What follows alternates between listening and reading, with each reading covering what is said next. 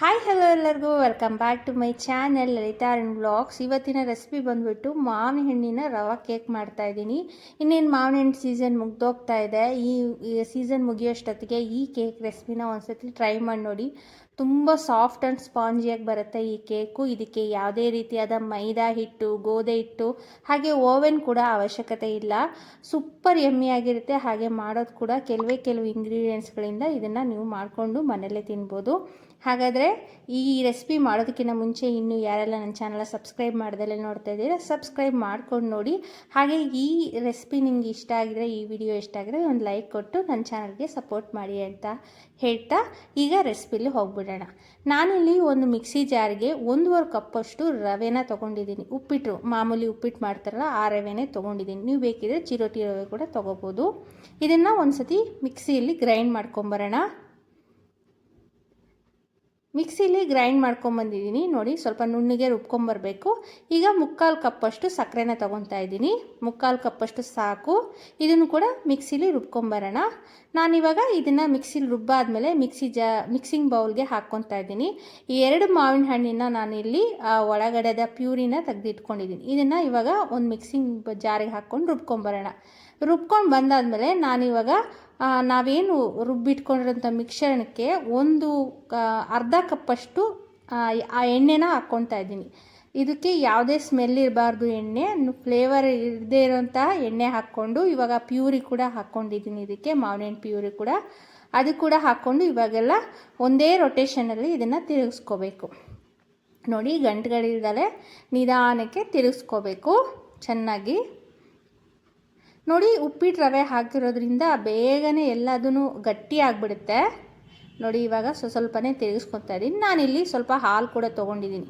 ಒಂದು ಅರ್ಧ ಕಪ್ಪಷ್ಟು ಹಾಲನ್ನ ಸ್ವಲ್ಪನೇ ಹಾಕ್ಕೊಂಡು ಚೆನ್ನಾಗಿ ಮಿಕ್ಸ್ ಮಾಡ್ಕೋಬೇಕಾಗತ್ತೆ. ನೋಡಿ, ಒಂದೇ ರೊಟೇಟಲ್ಲಿ ತಿರುಗಿಸ್ಕೋಬೇಕು. ಹೇಗೆ ಬೇಕಾದ್ರೆ ಕಲಿಸ್ಕೊಳಕ್ಕಾಗಲ್ಲ ಕೇಕಿನ ಬ್ಯಾಟರು. ಇಲ್ಲ ಅಂತಂದರೆ ಕೇಕು ಗಟ್ಟಿ ಆಗೋಗ್ಬಿಡುತ್ತೆ. ನೋಡಿ, ಇದೇ ರೀತಿಯಾಗಿ ಒಂದೇ ರೊಟೇಟಲ್ಲಿ ತಿರುಗಿಸ್ಕೋಬೇಕು. ನೋಡಿ, ಈ ರೀತಿಯಾಗಿ ತಿರುಗಿಸ್ಕೊತಾನೆ ಇರಬೇಕು.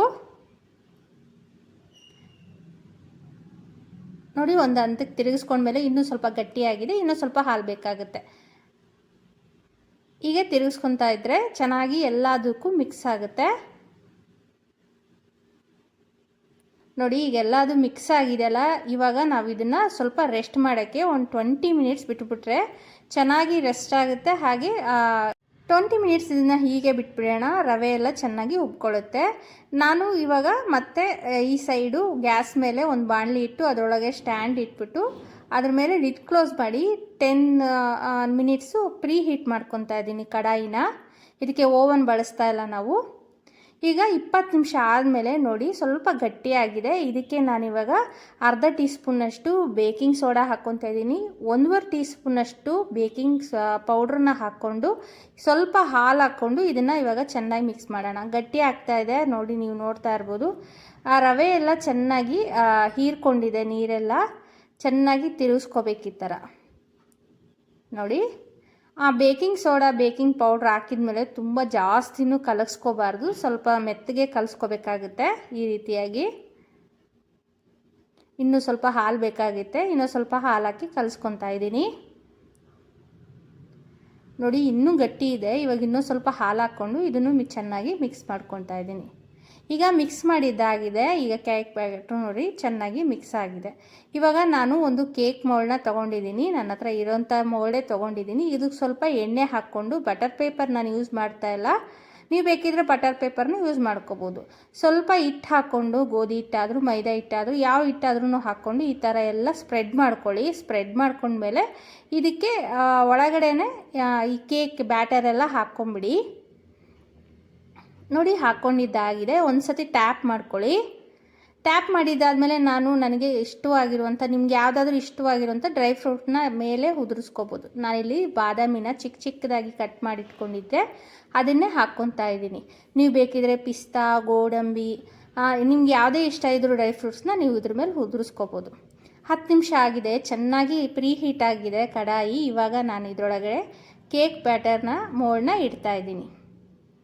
ಇಟ್ಬಿಟ್ಟು ಇದನ್ನು ಇವಾಗ ನಾವು ಕ್ಲೋಸ್ ಮಾಡೋಣ. ಇದನ್ನು ಮೀಡಿಯಮ್ ಫ್ಲೇಮಲ್ಲಿ, ಲೋ ಟು ಮೀಡಿಯಮ್ ಫ್ಲೇಮಲ್ಲಿ 35ರಿಂದ 40 ನಿಮಿಷ ನೀವು ಹೀಗೆ ಕುಕ್ ಮಾಡಬೇಕಾಗತ್ತೆ. ನೋಡಿ 35ರಿಂದ 40 ನಿಮಿಷ ಆಯಿತು. ಇವಾಗ ನೋಡ್ತಾ ಇರ್ಬೋದು ಕೇಕ್ ಚೆನ್ನಾಗಿ ಉಬ್ಬಿ ಬಂದಿದೆ. ನಿಮಗೆ ಇನ್ನೂ ಡೌಟ್ ಕ್ಲಿಯರ್ ಆಗಲಿಲ್ಲ ಅಂತಂದರೆ ಒಂದು ಫೋಕ್ ತೊಗೊಂಡು ಇಲ್ಲ ಅಲ್ಲಿ ಒಂದು ಟೂತ್ ಪಿಕ್ ತೊಗೊಂಡು ಮಧ್ಯದ ಭಾಗದಲ್ಲಿ ಚುಚ್ಚಿ ನೋಡ್ಬೋದು. ನೋಡಿ ಕೇಕ್ ಮಾತ್ರ ಎಲ್ಲೂ ಅಂಟ್ಕೊಂಡಿಲ್ಲ. ನೋಡಿ ಇವಾಗ ಕೇಕ್ ಪರ್ಫೆಕ್ಟಾಗಿ ಆಗಿದೆ ಅಂತ. ಇದನ್ನು ನಾನು ಇವಾಗ ತಕ್ಕೊಂಬಿಡ್ತಾ ಇದ್ದೀನಿ. ಇದನ್ನು ಒಂದು 10ರಿಂದ 15 ನಿಮಿಷ ಹೀಗೆ ಬಿಟ್ಬಿಡೋಣ ತಣ್ಣಗಾಗಕ್ಕೆ. ತಣ್ಣಗಾಗಿದೆ. ಇವಾಗ ನಾನು ಕೇಕ್ ಸೈಡ್ಸ್ ಎಲ್ಲ ಬಿಡಿಸ್ಕೊತಾ ಇದ್ದೀನಿ. ನೋಡಿ ಎಷ್ಟು ಚೆನ್ನಾಗಿ ಬಂದಿದೆ ಕೇಕ್ ಅಂದರೆ ಸೂಪರಾಗಿ ಬಂದಿದೆ. ತುಂಬ ಫ್ಲಫಿಯಾಗಿ ಒಳಗಡೆ ಹಾಗೆ ಸ್ಮೂತಾಗಿ ಕೂಡ ಇದೆ ರವಾ ಕೇಕು. ತುಂಬ ಅಂದರೆ ತುಂಬ ಚೆನ್ನಾಗಿರುತ್ತೆ. ಈಸಿ ಕೂಡ ಮಾಡೋದು. ಇದನ್ನೊಂದ್ಸರಿ ಟ್ರೈ ಮಾಡಿ ನೋಡಿ. ಕಮೆಂಟ್ ಬಾಕ್ಸಲ್ಲಿ ಕಮೆಂಟ್ ಮಾಡಿ ತಿಳಿಸಿ. Thanks for watching.